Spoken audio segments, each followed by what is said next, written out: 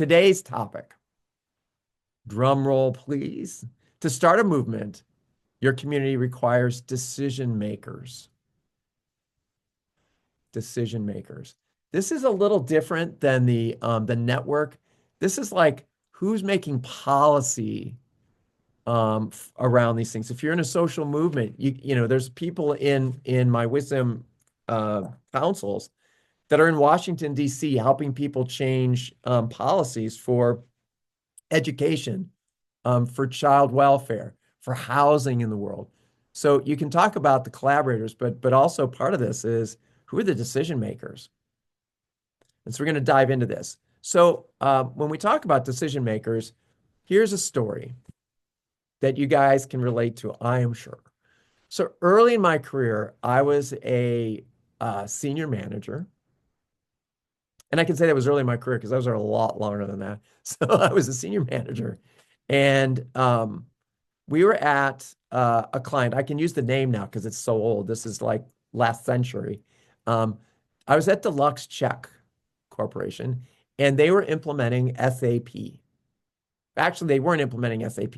What they were doing was doing this. The first phase was a software fit assessment. They're going to choose between SAP, Oracle, and PeopleSoft because those were three different things at the time. And so I got on this project, and it's 2.5 years before anything's getting implemented. And I talked to the partner, and I said, this is my plan for the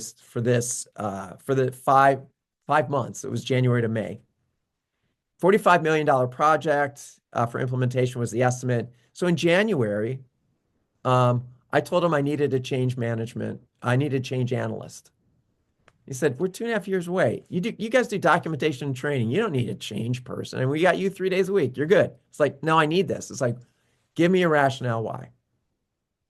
And I told him, I said, you think, and he was a technology partner. I said, you think this is a technology project, don't you? He's like, yes. I said, it's not.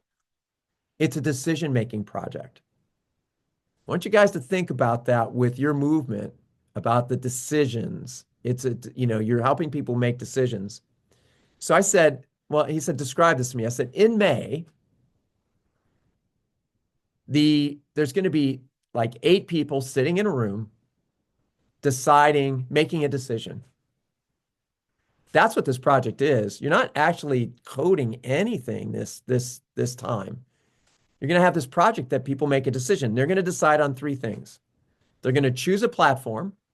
They're going to choose a business case that makes sense, and they're going to choose an implementation plan, which includes us as like further in the work, and there's going to be money involved with that. And I said, is that right? He's like, yeah. And I said, well, there's these 8 executives.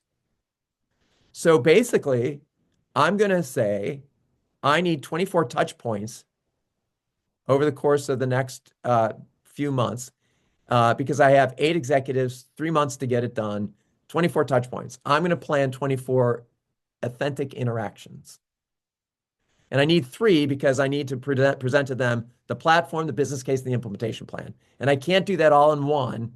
So what I need from you is I need to space that out. And so he's like, okay, that sounds interesting. And I said, so let me ask you, if the decision isn't made in May, what happens to the team? It's like, oh, well, we'll have to hold the team because the client will want the same people. Can you all relate to this, right? They'll want the same team. I said, what's the burn rate on the team? Yeah, it's about $1 million a month because it was like 25 people or something like that. It's $1 million a month. I was like, what if I told you, if you gave me an analyst for 140 grand, that decision gets made in May and you don't have to burn $1 million per month? He's like, you're on. I'm like, great. This is putting the value to change management, which so many people like, change management is good for the people. It's like, executives don't listen to that stuff.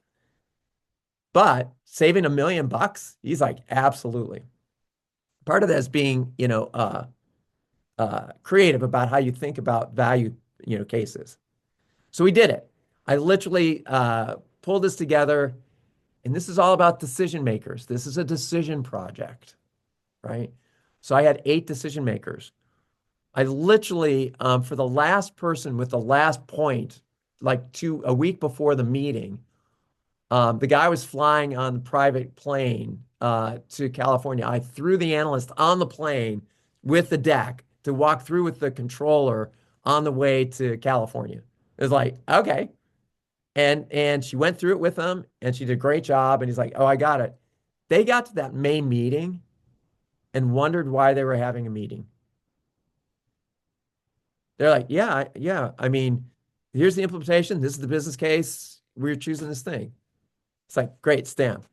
Rubber stamp, boom, done. It was done. And we started the next Monday with the next phase.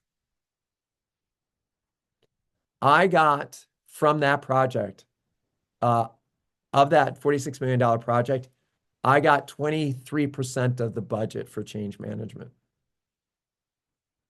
because he was just like, and there was other creative things. I took on the testing team and the business readiness. I mean, there's more to it than just the change piece. But it was like because that was buy-in by the company. And so the whole point of that is I focused on 24 interactions. Those were the business. Those were the decision makers that were going to make this big $45 million decision.